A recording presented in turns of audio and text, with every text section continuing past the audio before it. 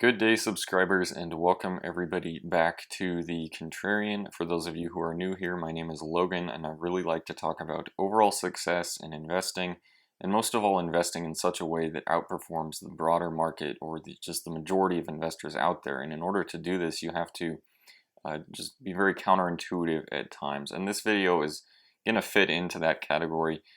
There's a common narrative out there with regards to gold and silver and their relationship with interest rates. And typically, gold and silver perform poorly when interest rates are rising. However, I do expect this to be somewhat of an exception right now, especially considering how low the rates actually are in comparison with where inflation is. Also, looking earlier this year with regards to how gold and silver performed along with 10 and 30-year rates, the correlation is actually the opposite right now. And I do expect that to continue forward. So actually, in other words, we could see gold and silver perform well. We could see them rally along with the 10 and 30-year bonds out there. And this is definitely counterintuitive. Typically, over longer periods of history, the relationship has been the opposite because gold and silver, the physical metals, don't have any sort of return on them. There's no dividend, there's no sort of interest payment whatsoever.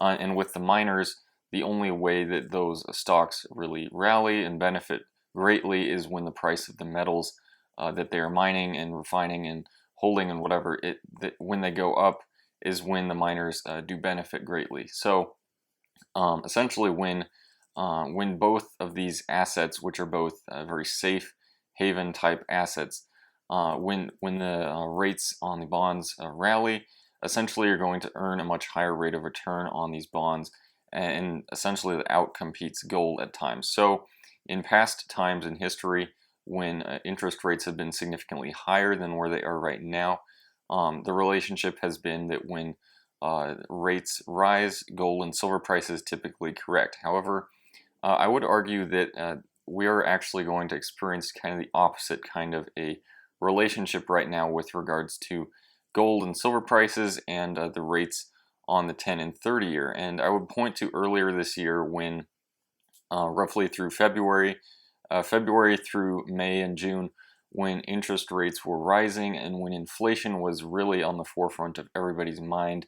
Everybody was very concerned about inflation, especially with regards to tech stocks and some of these really highly valued companies out there. These stocks were really beginning to be questioned in terms of, can they really be at this valuation if they're going to have to pay a much higher rate on their bonds out there.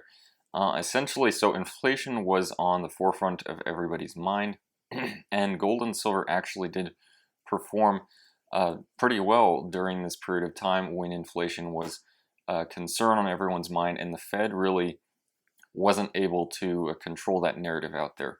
However, since June, when interest rates have been correcting lower, the 10-year fell from around 175 at its peak to around 120 at its low, so that was a significant correction the 10-year experienced as well as the 30-year.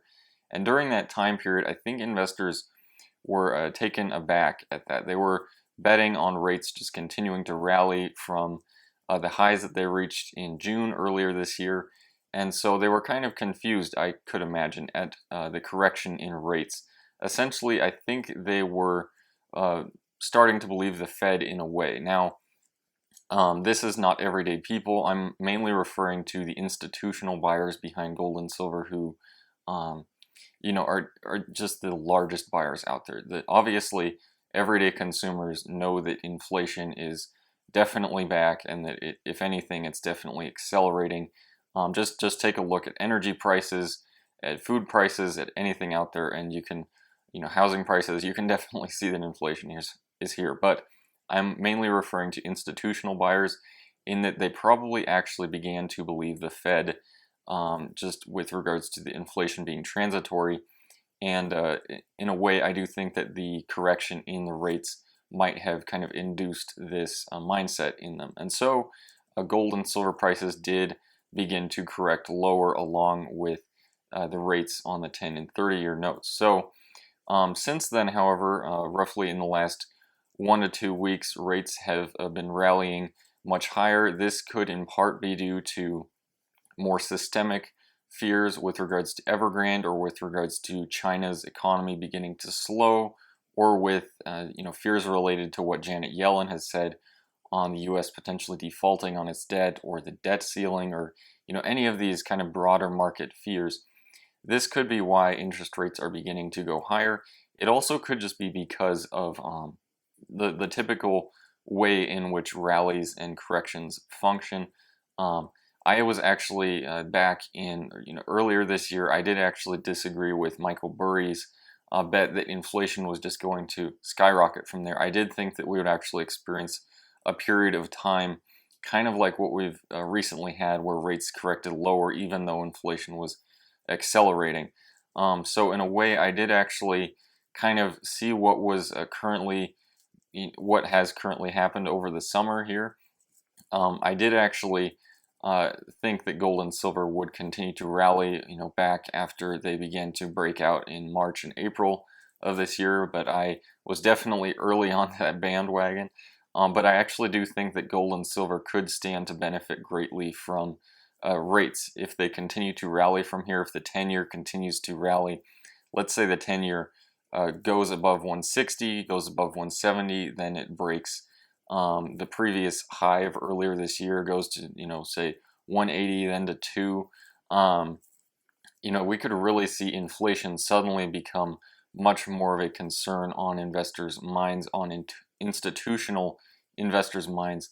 We could suddenly see inflation really become a concern out there again with regards to all of these extremely high-flying stocks out there that would potentially need to correct lower if these rates do continue to rise. And all of a sudden, we could suddenly see gold and silver and precious metal miners begin to, be seen as a safer place to put your money.